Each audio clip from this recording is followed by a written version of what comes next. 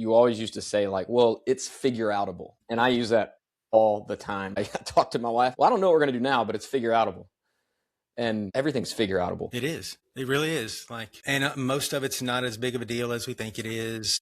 But it's like, that's the way that that's just, you didn't really have to, like, that muscle was active, right? You didn't have to consciously trigger it to be that way. At least I don't think so, because you were consistently that way. And like, that's the thing, that's the muscle that you want to make strong, is the one that, like, that agency muscle, and it just activates on its own. It's habitual. It's the way you are, right? Yeah. That's your identity is tied to, like, that behavior that you feel like is a positive one. All right. What's up, everybody? Welcome back to the Brotherhood Beyond Business podcast. Today, I'm pumped to be sitting down with Nick Berry. Nick is an entrepreneur and a business advisor. He has over 20 years experience. And honestly, he's been a mentor of mine since I first started business over almost 13 years ago now. Nick's built and led multiple companies recognized in the Inc. 5000, Entrepreneurs Magazine, Franchise 500, Franchise Business Review's Top Franchisor for franchisee satisfaction, along with Best Places to Work awards. Nick now runs Redesign.Business, and he writes the Golden Thread newsletter, and he hosts the Business Owner's Journey podcast to help small business owners grow. So Nick, this one's a big deal for me, man. I really appreciate you coming on. I was excited when I asked that you had availability, and looking forward to talking to you. Yeah, well, thank you for having me. I'm excited. I always love talking to you. I know we're going to have a good conversation no matter what. Yeah, that's the goal. And I know that I'm probably going to learn some things about you that I don't know, which is like, I don't mean that in a bad way. You already know a lot too, right? Well, that's the thing. Like, I feel like I know a fair amount about you because we worked together for so long, or because you mentored me for so long professionally. But even I interviewed Trevor the other day, and I learned things about him I didn't know. And, I've been meeting with that guy in person for ever since FR, we, kept doing our thing. So it kind of lets you know where you stand as far as like your depth of relationships with people, right? When you are still finding things out, that's cool. But it also gives you reason to think, man, have I really been listening? Have I been asking the questions that I need to ask? Yeah. So that's where I want to go with you today. All right. So, I mean, so Nick's a father. Nick's married to Kelly Berry, and we're going to get into, I think at some point, you guys both being in business together and running a business. I'm going to dive into that because that's always a fun topic to talk about with your spouse. Nick has a wonderful, I'm sure, daughter, 3.5 years. And I've known Nick since, well, I probably didn't really know you at first because you were kind of in the background, right? Like, I more so knew some of the success coaches, but I learned about the business Nick was in, which was essentially coaching fitness businesses, right around 2014. I don't know if you know this, but you guys had like a 30-day trial for like Fitness Business Accelerator, or just Accelerator it was called. And I jumped in on that trial, and I knew that if I didn't cancel before the 30 days was up, that I was locked in for 12 months. And that sounds harsh. It sounds bad. But look, I tell this story to everybody because I tell them it was the best mistake that I ever made, because I feel lucky, but I obviously forgot to cancel. Like, I think I had 2 calls, forgot to cancel. And I'll never forget looking at that. I got billed or whatever it was. I think it was like $300 or something. It was like a big deal back then. In 2000, probably 13 was when I went full time into the business. So it could have been before that. No, 2013 was when I started. I knew you before you went full time. Yeah. So 13 was when I opened. Full time was 15. So it was probably like 13 or 14. But I remember seeing that and literally thinking to myself, all right, well, now I've got to maximize this thing. So let me see fully what it is they offer and how this can help me grow my business and become an actual business owner and not just be doing this as my second job. And I tell everybody that story because I'm like, I think it's one of the best. I mean, you could call it a mistake, like slip-ups of my mind. Like, I'm not saying I went into it fully intending to cancel, but I didn't think I could afford it at the time. So once I forgot to cancel, saw that I got billed, knew what the terms were, manned up, and started looking and saw that you guys had live meetings. And that was where I met Nick Berry for the first time, was in a room at the Brown Hotel. It might have been the first time I ever packed live coaching meeting that we ever had, probably. Yeah, was it really? I don't know. What was it? I mean, you remember who I was there? It was like basically turned into your mastermind program. It did. I think I met Marshall at that meeting. I definitely met Mark at that meeting. They were both at the next one I came to also. Will Savoy came in, I think late. Yeah. Remember he showed up and popped in. Yeah, a lot of people there. I feel I like mean, Izzy was probably there. he was there. Yeah. It was loaded. Yeah, it was a great, but I remember being in that room and just thinking, "Oh my gosh, this is where I'm meant to be." Like these people think like me, they talk like me, they're excited about the same things I'm excited about, and we're getting advice from somebody who's already done it, which is not even a thing I knew existed. So it was one of the coolest like mental slip ups I've ever had because I feel privileged to have had business coaching from like the start of my business, especially back when it wasn't really a thing. Yeah. There might have Well, been like two of it y'all in the wasn't a, game, right? it wasn't a thing that you were aware of, but I mean, we had been doing it Yeah. for since '06. But so here's the thing that I think is so cool about, well, there are a lot of things that are cool about your story, but the thing, the like linchpin to all of it is just you being the way that you are. So, it may have been an accident for some of the occurrences, but the thing that's not accidental is how response was not to complain. Your response was, all right, now how do I make the most of this? Like that's just a very high agency. Oh, this is the hand that I'm dealt. Now what do I do with it?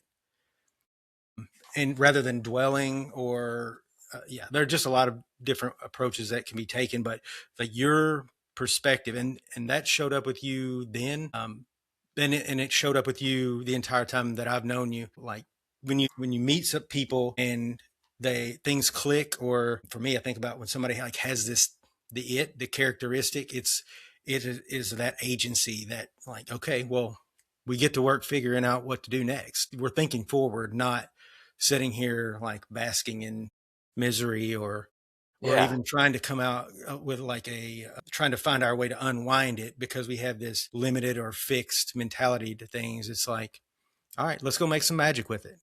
Yeah. What a terrible way that would be. That would be such a challenging way to live, to sit and think that way. It's easy to slide into that too. And I have a quote I think you made up. I don't even know if you realize like how much you impacted my life over the years because I mean, you were always open. You always, the way that you would offer advice, you listened intently and then you processed and then offered advice. And of course, I was more like a fire hose at the time if I was going to offer somebody advice. But that always slowed me down a little bit and helped me think when you would do that. But I remember you saying this, and I say this to my wife all the time when we're working on something. And I don't know if you got this from somewhere too, but you always used to say, like, well, it's figure outable. And I use that all the time. Like I use it with my staff. I talk to my wife. I'm like, well, I don't know what we're going to do now, but it's figure outable. And that just kind of suited, I don't know, everything's figure outable. It is. It really is. Like, and most of it's not as big of a deal as we think it is. No, But it's even like if it that's the way feels that like it. that's just you didn't really have to like that muscle was active, right? You didn't have to consciously trigger it to be that way. At least I don't think so because you were consistently that way. And like that's the thing, that's the muscle that you want to make strong is the one that like that agency muscle that and it just activates on its own. It's habitual. It's the way you are, right? That's your identity is tied to like that behavior that you feel like is a positive one. And I don't know where that I didn't if I made up that I doubt I made it up. I don't know where I would have heard it, but I mean, I'm not above making up words or Yeah. phrases, but yeah, I don't think I made that up, but it puts things into perspective, man, because you gotta like, we can kind of acknowledge whatever the situation is, but then we've immediately got to flip that into, all right, well, what are we going to do about it? Yeah. Because I just don't think there's much of a place for that sitting still, like sitting in things just for the sake of sitting in it, right? If you're going to sit in it, you sit in it long enough to figure out how to help to get it to serve you, Hmm. and then on we go. Yeah. Even sitting in things like if I've got something going on, uh, I don't know, let's say revenue's down and I've got to get it back up or whatever it might be. I can't stop doing the foundational important things that have to be done in order to sit in it and like figure it out. Like Mm-hmm. I try to take things time to think about things if things are off, but not allow those things to slip. And that's been a very helpful thing for me to get through some of those tougher times, like closing a second location, all that stuff. I mean, the way that we're wired, doing those other things, probably a lot of times it probably gives you just enough space, just enough of distraction to help you figure out how, like, what the next step needs to be for the main problem. Yeah. All right. So let's go. I want to go back because I want people to. I want to see what I can learn about Nick Berry that I don't know mostly from a professional side. And I think this might be challenging because we've done played the things that nobody knows about me game before, right? At some of your A few times at the meeting. Yeah. I've done that for years. I've done like those posts on social media because I'm not very good about coming up with actually valuable things. So I don't have that many more things that you might not know. We'll see. I mean, hey, look, we've had lots of conversations over drinks in different places. Like I can remember just lots of them. I feel like it was when we were in Puerto Rico and we had I don't even remember the conversation. I just remember the setting and us sitting there talking somewhere in Puerto Rico. I think it was in Puerto Rico because that was like the last place we really went before COVID. Yep. And we were down there in the thick of it, surrounded by cruise ships. That's another good story I like to tell. I'm like, yeah, we had cruise ships all around us in February of 2020. Sure did. Came back. My member goes, do you think this COVID thing is going to be real? Is it going to really? And I'm like, no way. That's another conversation I remember. All right, Nick. All right. So roughly, how old were you when you opened your first business? Was the gym the first business? No, I think, let's see. I think I was 22 or 3. I think I was maybe 23. And so I got out of college, 22. I had a job for 6 months and realized that there were 2 problems there. I was not good at that job, and also I was not a good employee. So it's like the wrong person, wrong place, wrong time. Yeah. But so then that was a college related. Was that like related to what you went to college for? Did you do like exercise science? It was exercise science. Okay. And so I had I knew a guy that had a company in a gym. He's working with a box club, a company that was growing really fast. And so I went and I worked with them and figured out, okay, I can kind of block this potential path off from my career options. And so I don't really remember my process of trying to figure out what I was going to do after that, but I'm sure I had no idea. Yeah. Yeah. Because at that point in my life, like I never really had much of an idea. Like I was never really clear, like drawn to anything. The only reason I did exercise science is because I don't know. I guess I played sports and I felt like it would be enjoyable and I could get through it. I started out as a psych major and I flunked out after 2 semesters. So that was, yeah. So I knew that psychology was off the table too. Okay. You knew what you weren't going to do. You weren't going to be an employee. And I was hoping to not have to rule out every possible career path individually. But at that point, I stepped back and was going to try to figure out what I was going to do. And I ended up buying the smoothie bar, like a Smoothie King pro shop in one of those box clubs. And then these guys asked me if I wanted to open them in there. Like they were opening more box clubs and they asked me if I wanted to open up the retail shops inside each one. I was like, sure. How do you I'm sorry to interrupt, but how do you come to the decision to buy a Smoothie King inside of a gym or the smoothie shop? Like what, you're just like, you said you met them. I guess you got to know them.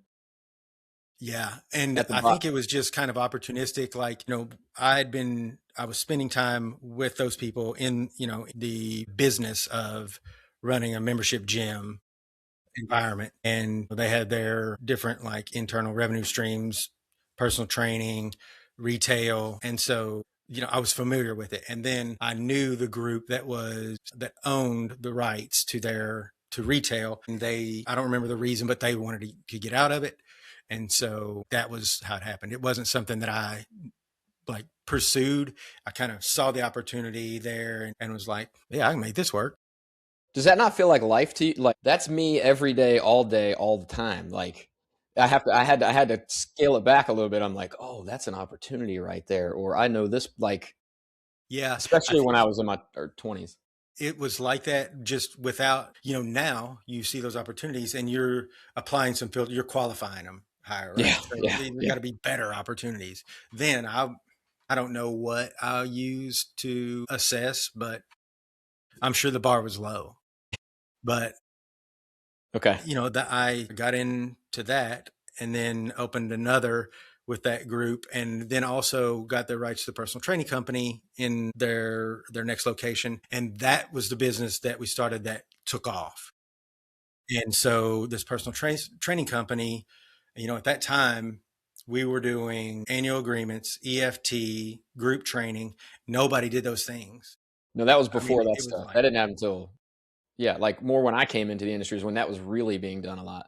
Like group training was the thing, yep. and EFTs were just, yeah. Before that, personal trainers, so one-on-one training in 10 packs, and you give them a check and they would like post date a series of checks. So we like, I mean, it sounds, I don't know, I don't want to be like dramatic about it, but like we totally reinvented the way that those things were being done. Hmm. And it was like very efficient. I mean, it lowered the barrier to entry, so clients could pay less and get more service. It was very efficient from the company standpoint because it kept clients like applying, like using the service that they bought. It was so much higher leverage than the way that the model had been before that. So we did that. It went really well. And at that point, two things kind of happened at the same time. Opened up an Anytime Fitness, and I think we were like the 32nd or 33rd or 30th Anytime Fitness ever. Okay. Yeah. So like back when it was unproven.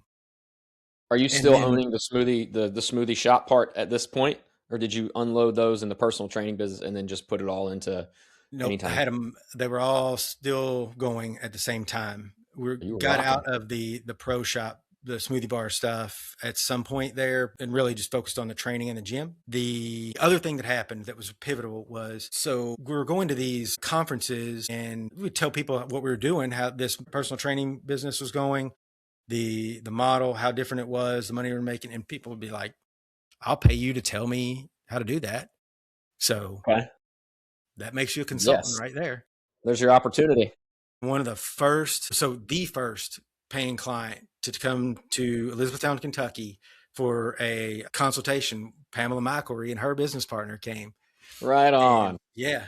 And so so I've known Pamela, I mean, it's getting close to like not quite half of my life, but I've known Pamela longer than I've known just about everybody as an adult. And so that was really where everything took off.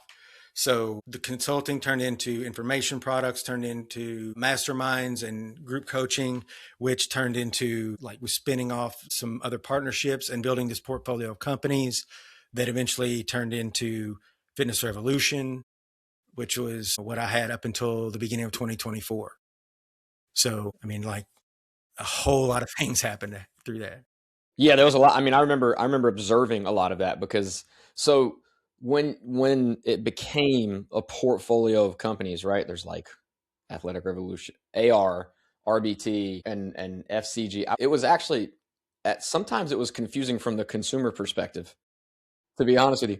But I don't know if I'm going to keep coming back to this or what. But talking about being opportunistic, was that a part of the reason why you went with so many different partnerships and like branches within this umbrella, or did it just seem, what's the business mind behind like having these different brands all kind of under one company? So it was just, I mean, it was a portfolio strategy that we didn't fully know that that's what it was at the time. What I did know was that it was like very high leverage. These entities shared some resources, but there was a lot of overlap in the audience. So that just created a lot of opportunities. So, very efficient. That's why we were able to do, those live events and conferences for so many years, because, we shouldn't say most, but we could get the majority of our portfolio could be represented there on stage because it was our event. So it was very efficient as far as like acquiring customers and really all the way through to delivery, because a lot of the shared resources were support resources. I remember using some of those. So it's all right. So it's efficient. There's leverage. Why condense it down or change? Why go a different route to where it all just became FR? Because in I don't know, 2015, so Pat and I, my 50-50 partner, we split in 2015, and in 2017, I believe it was. So really what from that point, what I was trying to figure out is like, is our upside, does it lie more in a singular focus or in this continuing the platform portfolio strategy? And so in 2017 is when I decided, like, we just need everybody to be able to wake up in the morning and know, like, here's the thing that I do. It needs to be one thing. So we got out of the remaining portfolio companies. And at that point, like each of them always had his own operator. So we were able to basically let that operator buy me out. And so then their company could stay whole. We could stay whole. And it let us focus all of the resources that we had on business revolution. So it was really a matter of, I think the upside lies for us more in this brand than these brands. And most of them still exist. I mean, I know RBT, I know IYCA. I don't know what other companies you would. I mean, maybe the small group training. Yeah, I don't know if they still I don't know if they do are either. a thing or not. That would be another one that you know. Let's see. Yeah, I mean, there are a couple that are not active right now that are, but I don't really know. I don't really know the story. I don't know, what happened with them. But for the most part, like the big ones, all are still doing their thing today. Yeah. So once you go it's just one company now. I mean, I can say from the consumer side, like, I mean, you could tell all the focus was on one thing because innovation went up significantly, I guess is a word that I want to use right now. Yeah, It, that's it, and it it's not showed. an accident. Oh.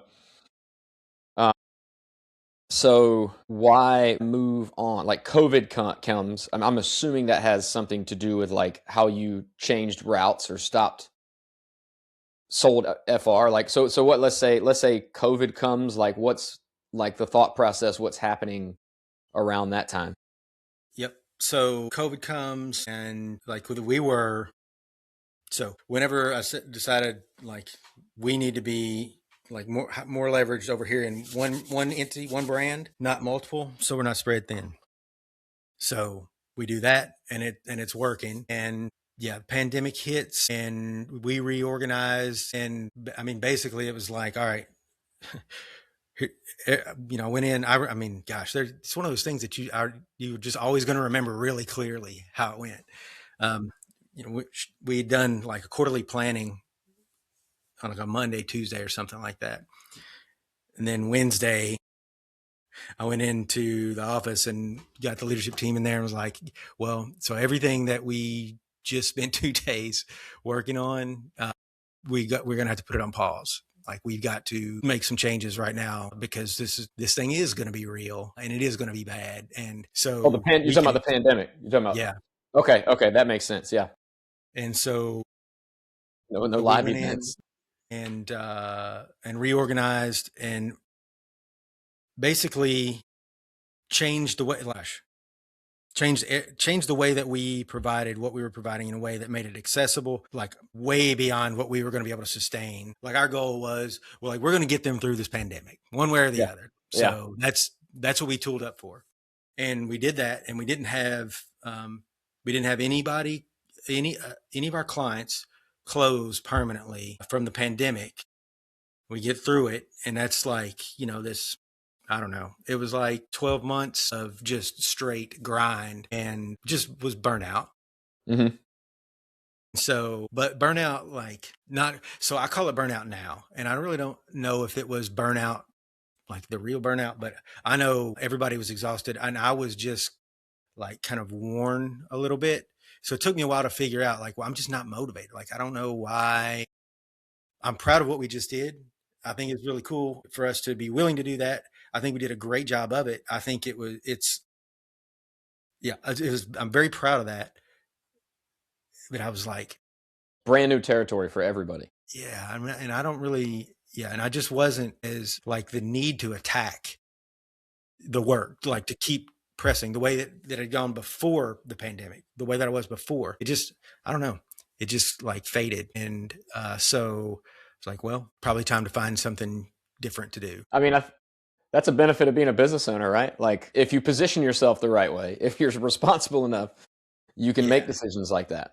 Yeah. I mean, it has a lot to do with if you position yourself, because it could also be the curse of being a business owner if you don't have the option to just like try, find another path, Yeah. or, Or the talent. didn't find a buyer, or didn't have something that was worth buying. Like, so yeah, it wasn't an accident that it worked out the way that it had, where we were able to make that choice. Wasn't how the plan was drawn up, I guess is what I would say. You had more future plans. Like you guys maybe had an annual meeting or had annual planning done, and then you decided to change direction. Yeah. And I mean, I hadn't even, yeah. And going through the process of creating the plans, it still wasn't apparent to me, and in those moments that I was like, you need to be doing something different. It's, sometimes the feeling the way, what I've learned since, whether it's burnout or whatever else you want to call it, sometimes that's a result of the amount of work. Sometimes it's a result of the type of work. Sometimes it's a combination.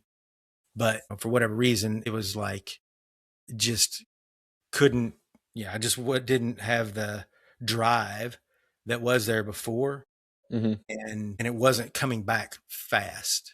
Like just vacation wasn't recharging me. Uh-huh. That's when I realized, like, well, I don't really know what's next, but it's going to need to be something. And because, I just need to start planning to bring this chapter to a close. So did you happen to see that recent podcast with Alex Hormozy and Tony Robbins? I haven't seen it. No, It's just I know about it. I haven't seen it though. And, interesting couple of guys to hear talk to each other, and it's mostly Tony Robbins doing the talking, which is not surprising. But there's just somewhat of a parallel where this guy that most people would consider uber successful at least in our industry for sure. Alex Hormozy, like wildly successful, right? But when he starts talking to Tony Robbins, you learn that he doesn't. It sounds like he's feeling almost a similar way to how you were. And losing my train of thought now, but the thing that stuck out the most in my head that I think is similar is he was kind of asking about balancing. He asked about balancing happiness with something else, like with work. And Tony alludes to like, they don't have to be separate things. You just have to be doing the right work, essentially. But he goes into a story, Alex does, about cutting like something, I'm paraphrasing, $1 million check for a charity. I think it was like something with food for kids who needed food in a school or something related to that. It had to do with kids, kids who needed something. And he did it more than once. And he did it and like kind of sort of selfishly did it because he wanted to do something good and have the feelings that come along with that. And he didn't get any of them. He just felt like, all right, I'm $1 million poorer now. That's what he says on the podcast. And that sounds somewhat comparable, right? Like you just, I think those are two different maybe problems presenting themselves, because you were more like, all right, I want to move into my next opportunity. That's going to be like the word of this podcast, I guess. But I think he's made himself so focused on his term that Tony Robbins kind of gets at, man. He says, I tell myself, fuck happiness. And Tony's like, what do you, that needs to go right now. And he kind of lights into him for it. But you can tell Tony says that he's hypnotized himself into it. And he's struggling to find, I think it's fulfillment he's trying to find. if you're cutting $1 million checks to give somebody a new life, essentially, like, and you get no fulfillment from that, then something's missing. Right. And I just And thought it's that was an probably interesting not about the parallel. check either. It's probably like your joy meter is broken, right? Like you're, Maybe joy was a word they used. Yeah, yeah, yeah. you like it's not just that. He's probably not finding joy in anything. No, outside of his wife, he changes when he talks about his wife. That's when his mouth opens up and all that stuff. He definitely changes. Yeah. Yep, that's what that was similar. Like it was like joy was kind of muffled everywhere. I just thought, I'm just tired because I've worked, you know, X number of days in a row, crazy hours. There's fatigue, and then there's whatever you're doing to fuel yourself up. Like you just can't. I think we all kind of need to accept, like, you can't just be high and happy all the time. Like there's a counter to that, and be okay being still and not chasing whatever the release is, because it's just not sustainable. The dip is going to come, and More so than I once, think that's right? just kind of Like, what I was going through. so how does that work? I mean, so you're going through that as the CEO of this company with employees and staff, and Yeah, a lot of them have been with you for many, many years, right? And I'm sure you had the discussion with Kelly where you were at, I would assume. we talked about it because she was probably ground down worse than I was. Okay, okay, I could see that. I could So see her nothing holding better that than for me load. to I come could in and see her unload. yeah, I could see her holding that load, yeah, heavily.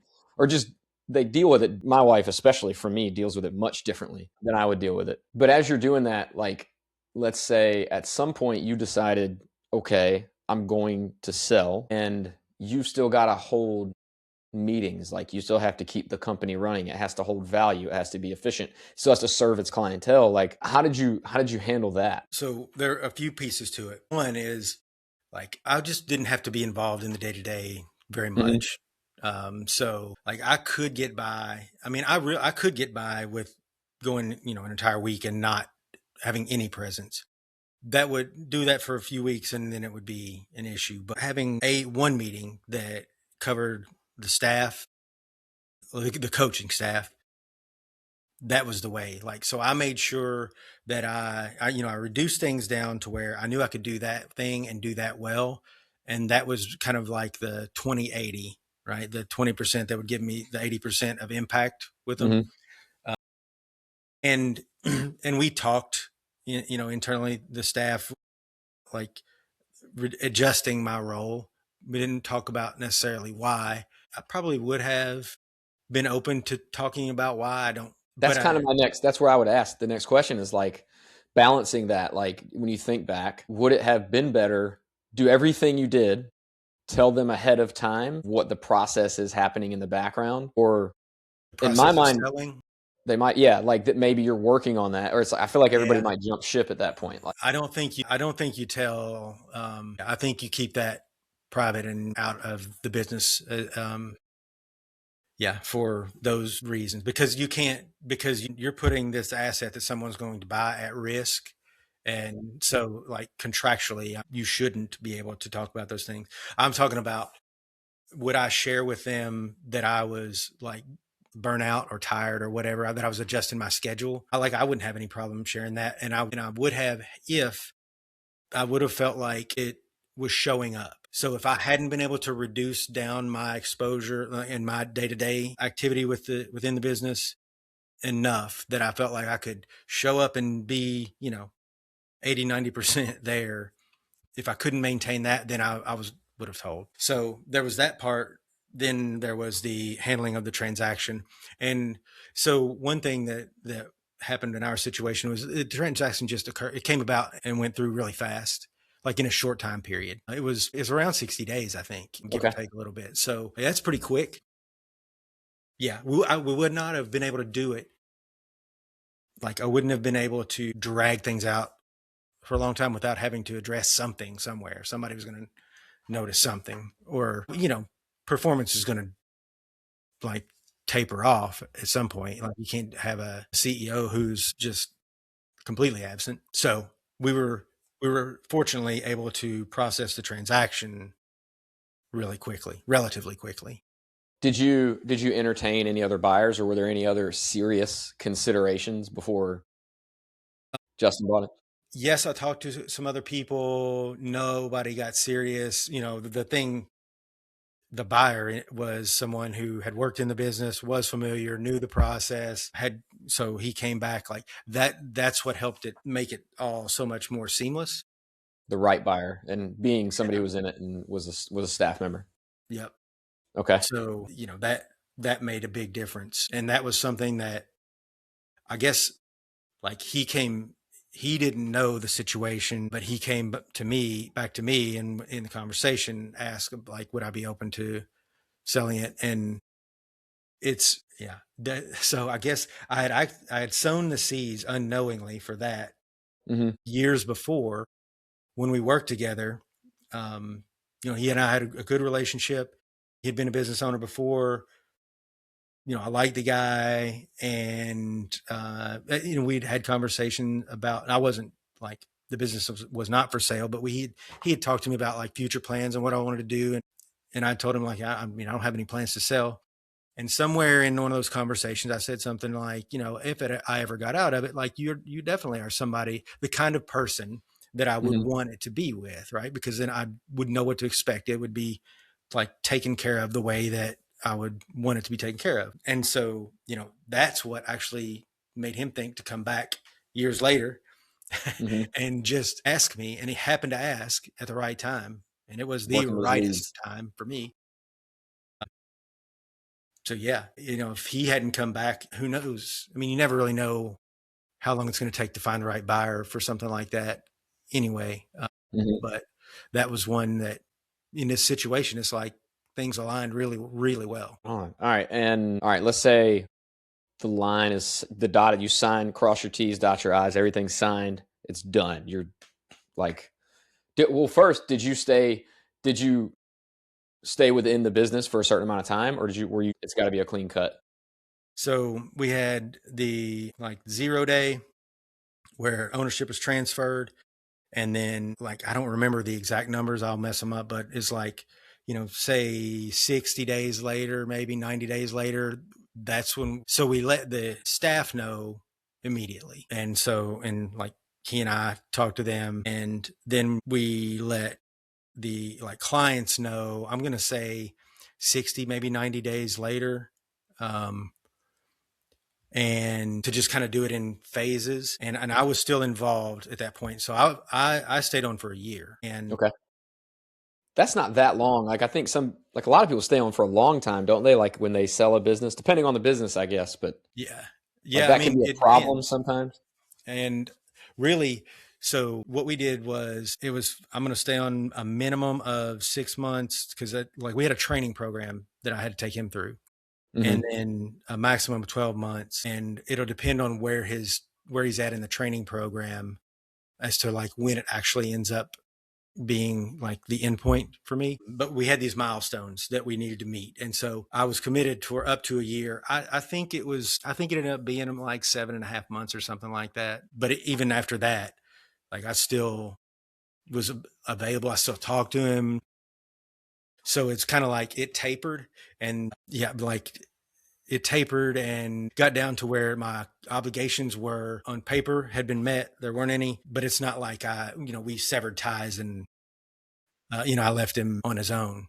Although he didn't need me for anything, he was prepared. I was still available if needed and like supportive. That was really it. Just so he had somebody that he could talk with if he needed to. When you said you told the client, like you told the staff or you told the coaches and then you told the clients, did you tell any of the folks like in the mastermind group? Did you go, I feel like, cause I know they would come to Florida sometimes. I didn't know if you told them in person or not. I don't know. I didn't find out that you sold it till I think way later did I really realize, or maybe it was right around the time you announced it to clients that I found out about it. I think I Actually, I went heard it on to your podcast. That was where I heard about it. really well. I think so. If you weren't involved in the mastermind program at that point, I think I went to a meeting where they were in Florida nearby. Kelly and I went after that. We had told them because we told them first, like, they don't, that group didn't get treated like just anybody. Like there's this, they're like 1 degree outside of staff. You know what I mean? Yeah. And our Great staff people. is like 1 degree outside of family at that point. I mean, you know, the people that we're talking about. That was, you know, telling like Pamela and Asa, Hmm. it's like, you know, there's nothing. It's one of those things you're like, it shouldn't be problematic, but man, you just kind of feel like you're letting somebody down. But yeah, yeah. And I don't mean that as like saying something to you. I mean, I know what you're talking about from a conversation I had with my general manager when I closed my second location. Yeah. It's a different feeling.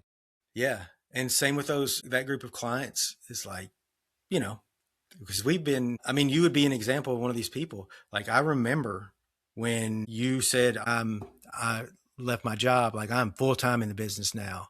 Hmm. And I'm like, congratulations. You know, it's like we grew up together through that period. So yeah, there's this thing about me that, you know, for better or for worse, I feel like, you know, we're in it together, and even though you're ready, you don't need me anymore. I'm like, I don't want you to feel like I'm not there. Hmm. And so, or like I've moved on. Whether or not that's how anybody feels, I don't know, but it doesn't really. It is what it is now. Like, can't do anything about it now. I mean, Yeah. But we cascaded to go back to your question about how we handled like optics. We cascaded the information, starting, you know, kind of based on tiers, and built in enough time in between announcements that just in case something didn't go well, like there, you know, we had an opportunity for damage control. hmm. And we just spent what I believe was a more than adequate amount of time. We allocated more than an adequate amount of time to communicating with all the people involved. So at the very least, they felt like got to have a conversation about it. Like we gave a shit about how they felt about it. I And would never have thought any otherwise from y'all either, from you or Kelly. yeah, Had yeah, I wasn't a coaching client at that point, but yeah, I think I wouldn't have thought any different from you guys. I would have expected y'all to be that way. I don't remember the timeline with you, like you working with the company and like how close it was or not. But I'm kind of surprised that we didn't talk to you, like that you didn't find out directly, I don't know how because I that's didn't. just, Yeah, it was wild that I didn't know. I was like, oh my gosh, I was kind of like, that explains a lot. Like that was kind of what I thought. I was like, that's why I'm seeing him all the time, social media wise and all that stuff. I think I left when I couldn't travel to the meetings as much anymore, like at all. mm-hmm. And the live I meetings are do remember so that. valuable to me. They're so valuable to me. I don't know. So that would have been like 21 or 22. I was in this house, so probably 22, something like that. Yeah, I do remember that. But like, you know, you're one of those people that was in that group that we like hold like a really high regard for, and it's not because you're in that group, Hmm. right? So it would have made sense that we should have like had some communication with you. I know there are other people, similar people that I've talked to. So, you know, if I had to guess, it's the kind of thing that I lost track of, like something slipped through the cracks, and I didn't realize it until now. So I apologize. I should have let you know. I didn't feel slighted at all. It's not. Honestly, I was like, I want to talk to Nick. I was interested. I was like, I want to talk to Nick about it. That's what I wanted to Yeah. do. But I mean, that's like, you know, that's the way that we wanted to be, right? I felt like that's the way that the relationship that we had with you, and the relationship, and I didn't want it to be based on whether or not you were a client. Yeah. In that case, You've always answered my text. Like whenever I've texted you, you've always answered. At some point, you've been willing to talk back and forth with me. So I've always been appreciative of that. yeah, Like for when I was sure. going through the second location closing and all that stuff. Yeah. I mean, and I'm happy. I love doing it because I feel like I'm in it. We got to, regardless at this point, like we are, you know, we've shared multiple chapters of Hmm. our separate independent journeys together. And I think that's the coolest thing. Yeah. Yeah. You know, we're going to get to the end of the book and look back, and there are going to be a lot of people that were involved that you kind of intertwined, but there are not going to be that many people who you got to spend a lot of chapters with, Hmm. and that you just like speak fondly of. And so I think that's just a really cool thing that I try to appreciate as much as possible. Yeah. I don't know the word to describe that, but I would agree wholeheartedly. Like I've got guys in my life who are going to be in my life, and you're going to, I'm sure in some way we'll have an association. We're going to talk at some point, probably forever. You know what I mean? Like somehow we're going to talk. But I mean, think about the guys like we got me, Trevor, Danny, Mark, Jimmy. Jimmy's an oddball a little bit, but Jimmy, um, I'm now not going to say anything. I'll run my mouth about Jimmy all day. I don't care what he says. Can we create a special little clip for Jimmy? We can create a clip for Jimmy. That guy can eat it. I mean, Jared now, and Jared wasn't even really somebody I knew that well while I was in it. I got to know him more towards the we were putting a group together, and that was where I really got to know him. And we were born on the same year and on the same day. We have the same exact birthday. I didn't It's realize wild. that. And we share a lot of similarities too. Yeah. And then other guys in our, Adam Kessler's with us. He meets with us now. Jim Herrick. Isn't that cool? Yeah, it's amazing. And I'll probably know these guys for the rest of my life now. Like, yeah. I mean, at this point, you've known, so you said you were 40, you've known some of these guys like maybe 10 years. It's a quarter of your life and half of your adult life. Like you're going to reach a point where you won't remember life without them, that you will have spent more of your life with them than without them. I mean, list is not that long of those kind of people. So it's like, I just think it's a cool thing to like stop and recognize. Yes, it's valuable, it's unique, and what's the word? I mean, it's fulfilling. Mm-hmm. It's something that everybody needs, and if they haven't experienced it, they really need to. I mean, even Trevor, he's like, "Yeah, Nick, I've hired Nick as a business coach," and I'm like, "Let's go, dude. That's cool." So now, so in another way, like you're in our conversation all the time at this junction in life, which is completely different than it was years ago. Yeah, so it's just wild to think about. And you can't manufacture like 8 or 10 years of like sharing part of the journey together quickly, right? It takes, you have to earn it. You can't just decide like, hey, I'm going to start, having friends that I've had for 10 years. You've got to have friends and be a friend and like, engage and fulfill your part of the bargain. So those people, exactly. So then you look up and it's 10 years and one of you has no hair and like. Mine's going back. Look, it wasn't like that when we met. No, I wasn't going to say anything, but. I don't cover it up. I should probably start covering it up. But yeah, I mean, and that's part of what makes it real. It's like it is as earned as anything can be. Mm-hmm. But I suppose there's a degree of that, like the best time to plant a tree to it. It'd be great if you started these friendships 10 years ago or the next one 10 years ago, but next best time, like go start today. It doesn't make it less joyful. No, everybody should have it. Yeah, agreed. Everybody should have it.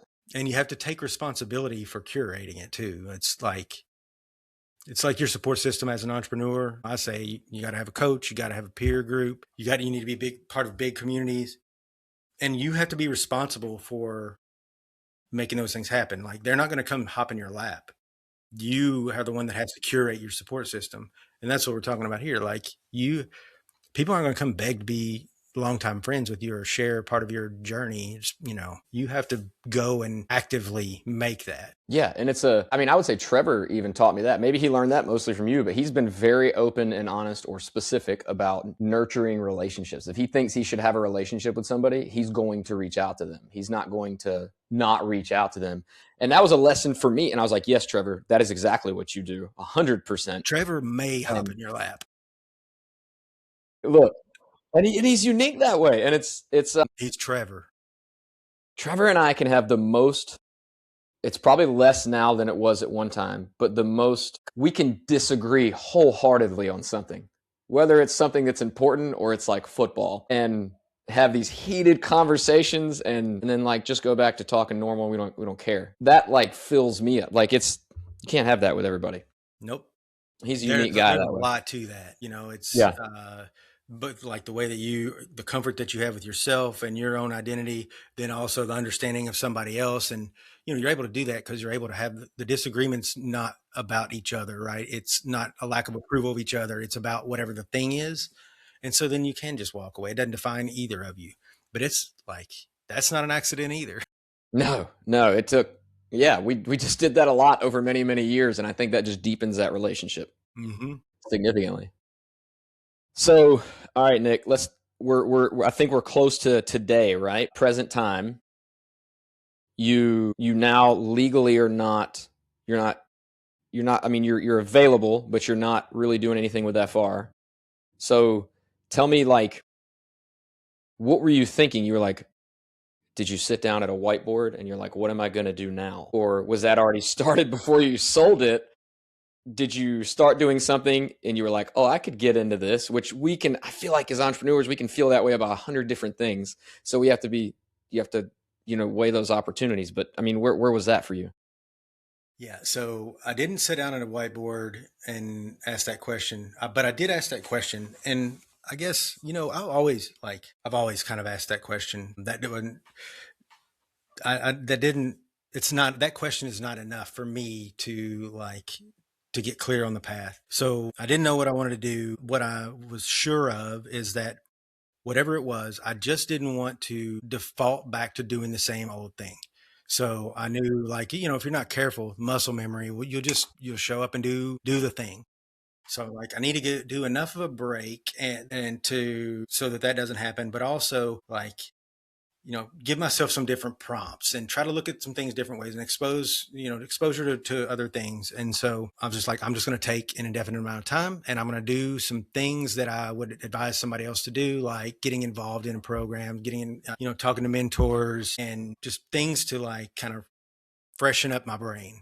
Mm-hmm. And I knew that's you've got somebody, an entrepreneur who just sold a business, telling themselves those things. That's where podcasts come from. I knew I wanted to have conversations with other people. That part of my process for figuring out what I was going to do would be talking to other experts, other business owners, just people who I think are smart or cool or both, and have something interesting to talk about.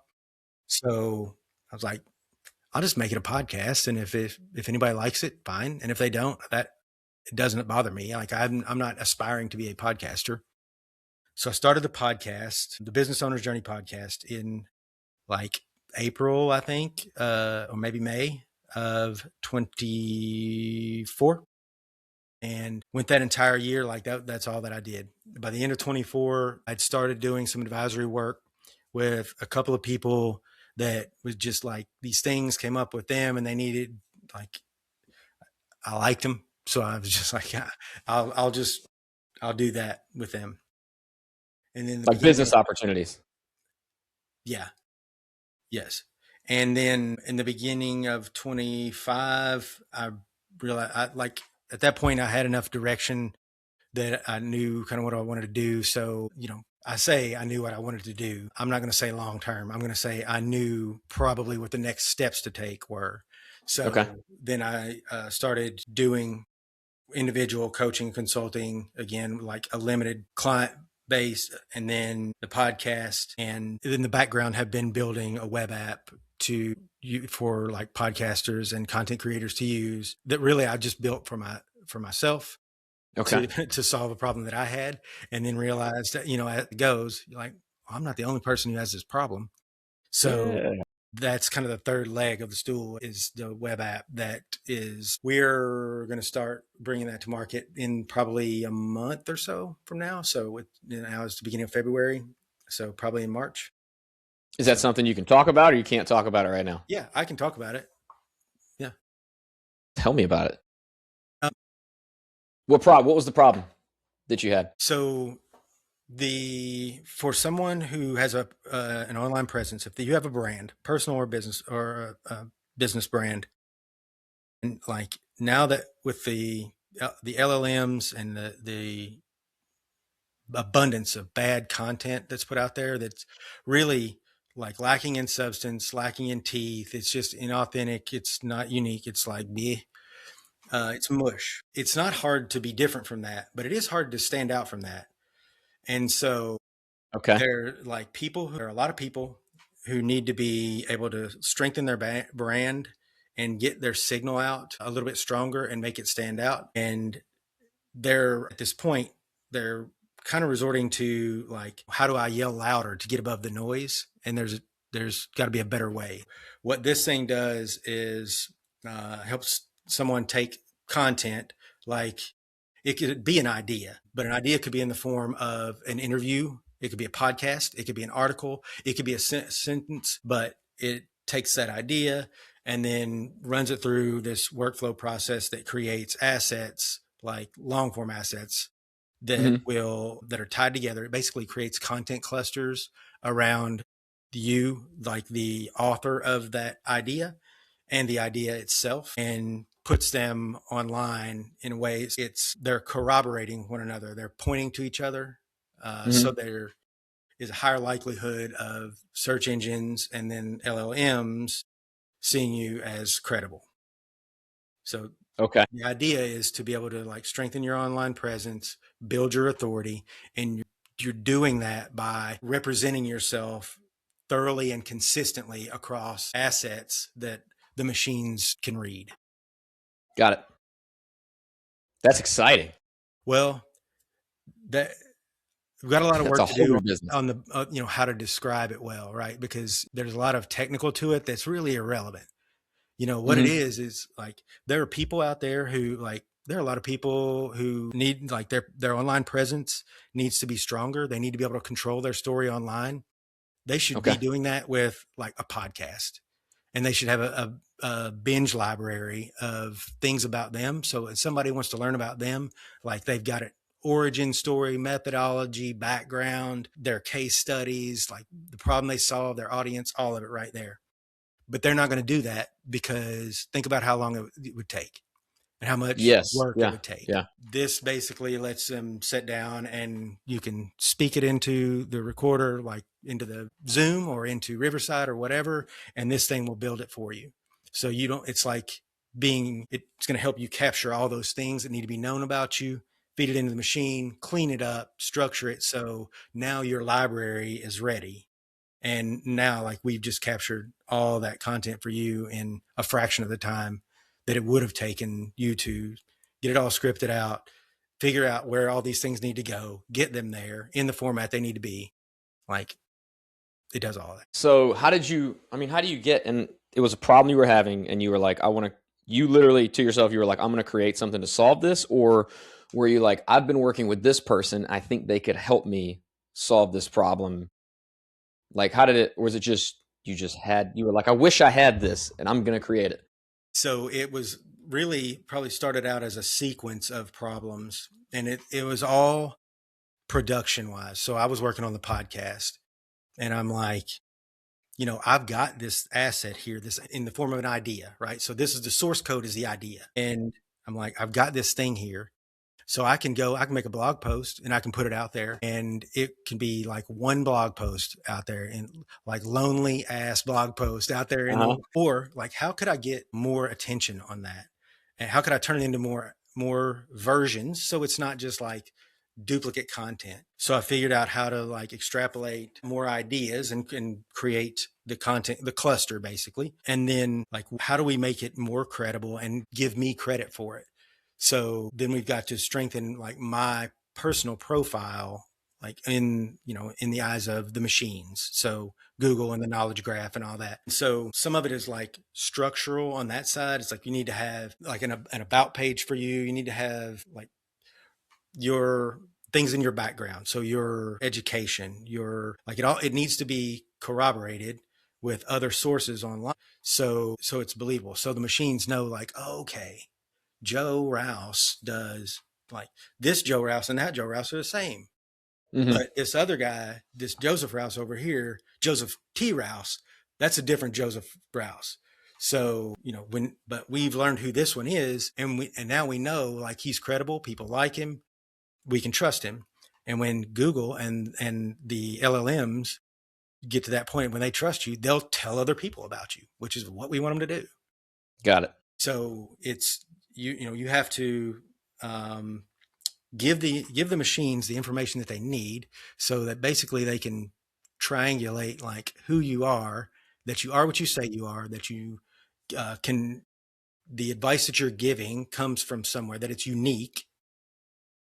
But once you've given it that, the machines that information, then like they're on your side. They're willing to vouch for you. You just, they can't do that until they know who you are and if you're real, if you're legitimate. Is there a certain amount of time or content that you have to put out to make, like, let's say you get everything connected correctly and somebody's searching for credible podcast to be on to help their brand, or I'm trying to think of what they would search for like Nick Barry, right? They're looking, let's say they're looking for coaching using your system. Like, is there, in order for you to be like the main thing, the main person with credibility, is there a certain, have you found any data or stats on like how often that information needs to be put out consistently? Or is it more about just having specific things out there that live out there? So it's a little bit of both, but it's also, more than anything, it's case by case. Okay. So Nick Barry is a good example. If you Google Nick Barry right now, you probably would need to do it on a incognito browser, because Google probably knows you and I are doing this right now. But if you had never searched, if you never taught Google that you might be interested in me, and you Google Nick Barry, you're probably going to get this British actor. Okay. So globally, he outweighs me in terms of the confidence that Google has in knowing like this who this guy is. And he's got, been on TV, like just thousands of instances online pointing to him saying like, that's that guy. So how do I ever get Nick Barry that you want to find to show up in your search? Is target it more geographically. So if you look at my profiles, like on my website, the Business Owner Journey, it'll say things like American Entrepreneur Nick Barry. I noticed that. Yeah. Business Advisor Nick Barry. So it's things that we can do to disambiguate this Nick Barry from that one. So because I'm saying American Nick Barry and you're like in the United States doing that search, then it probably knows like, okay, like Joe doesn't typically search for international actors. He's probably looking for a business guy. And then it would probably serve you my results. So it's more like niching it down. And then, so then I've got to try to get American Entrepreneur Nick Barry out there as loudly, as broadly and consistently as I can. That's what this system does. It's like I could overwrite with the podcast, especially because the distribution's nuts, but you can, it's a megaphone for whatever your message is that you want to get out. Mm-hmm. A podcast is, take that and pair it with this system, then you're able to get like this whole new message out there, like broadly, consistently. It's all corroborated. It's all pointing back to you. So then you can like follow on with that over time, depending on how you want to shape your message. So is that your plan now? Is this where Nick Barry's headed for?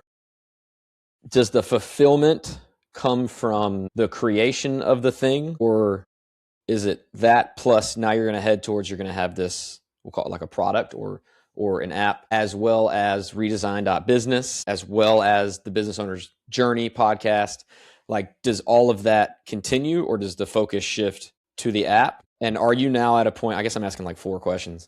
But they're good. They're good questions. I like to ask questions. I learned that from How to Win Friends and Influence People. Do you know that this is where you want to go now? Do you still deal with any of the feelings or urges or things you were dealing with when you knew that FR was no longer where you wanted to be or what you wanted to be doing?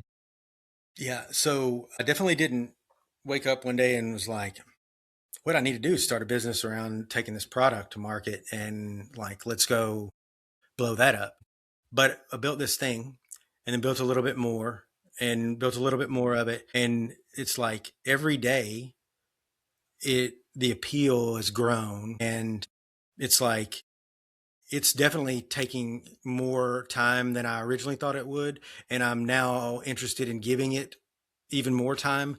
Like, I don't know, we're taking it to market. Like I'm that far, as far as the, fulfillment side of things. Like I'm motivated by it. So yes, all those things are coming, but they have come back, but they're still growing, right? It wasn't just like a fire in my stomach all of a sudden. It was like it just kept growing and kept growing, and it's still growing. So yeah, I'm not sure like where it's going to end. Like I've got a plan for the next couple of years for now, but I mean I could see there's still, it's so early, there's still could go a lot of directions. But as far as it scratching that itch that I said had disappeared?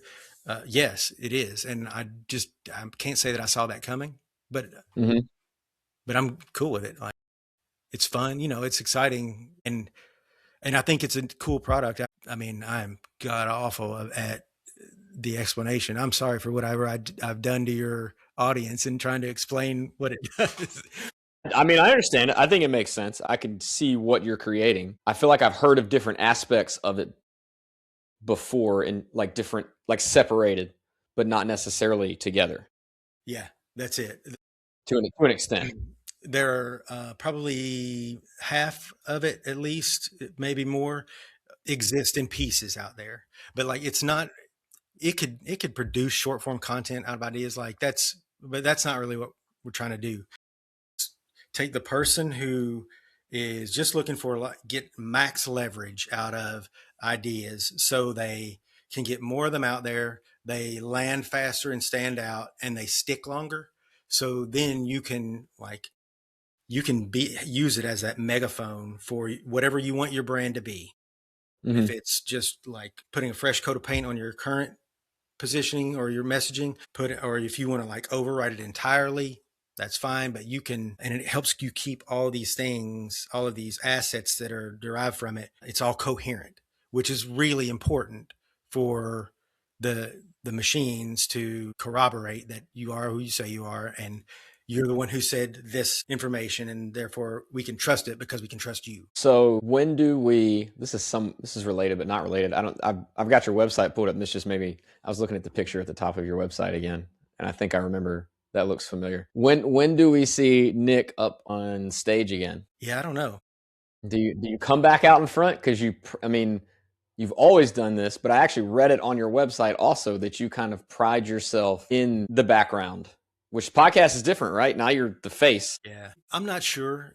I'm not against it. Like I don't think that I want the business to be driven by um, me presenting. I don't know that we're gonna be in that type of environment, at least not in this year. I think what I expect out for Authority Engine is we're going to probably, if somebody's going to need to be in front of an audience, then it'll be a professional speaker, like somebody who does that. Right. I did that because I was the CEO of the company, and like I've come out and give a message, or I was the subject matter expert on a methodology that I created. So, it made sense. But I think if for what we're doing with Authority Engine, I don't know that it has to come from me. But if it does, then if I need to be a more polished presenter to do it, then there are people who you can go somewhere and be taught how to be a more polished presenter. Yeah, So that's what yeah. I would do. I'm not against it. I just don't know it. It's not the driver at the moment. But my relationships and the network that I have is going to be the driver. The people who I am going to be bringing into the program early on to test, like they're all people that I know. And then when I want to reach a broader audience, like I'm going to go to my network to, people that are strategics and be able to, work through them. And they're going to help me like sharpen the message too. Right. I think we're a far cry, like the way that I've described it here to you today technically might make some sense, but that's not a marketing message. You got to shrink it down a little bit. Yeah, and make it appealing. So I don't know that I had much of that in that explanation, but there's always a way it's figure outable. It is figure outable. It's figure outable. Yeah. That's the job. I mean, when you're in running the business, that's the job, is get it figured out. Yeah, you don't want somebody leading you who doesn't think they can figure things out or find a way or have a resource to have advice to get from somebody to help them figure it out. Cool. Well, Nick, man, it's been like an hour and a half, so I could keep asking you questions forever, but I don't want to take up too much of your time, dude. I appreciate so much you hopping on here with me for the podcast's sake, but really I just appreciate having the conversation with you. Likewise, man. Thank you. I appreciate you guys thinking of me. I love talking to you, all you guys, except for Jimmy. There's a clip for Jimmy. There's Jimmy's clip right there. I'm going to send it to him. Yeah. All right. No, seriously, I do. I appreciate you guys. Thank you. I love what you're doing. Congratulations. This is exciting. And I can tell that it's good for you guys. That's wonderful. That's the goal. Yeah. Yeah. All right. Well, everybody, thanks for tuning in. Hopefully you enjoyed this conversation. You got something out of it that you can take away from it. And until next time, we'll see you. Hit subscribe, turn on notifications, and stay locked in. Brotherhood is more than business. It's about leading from the front, leveling up in every domain, and becoming the CEO of your own life. Step up, execute, and we'll see you in the next one.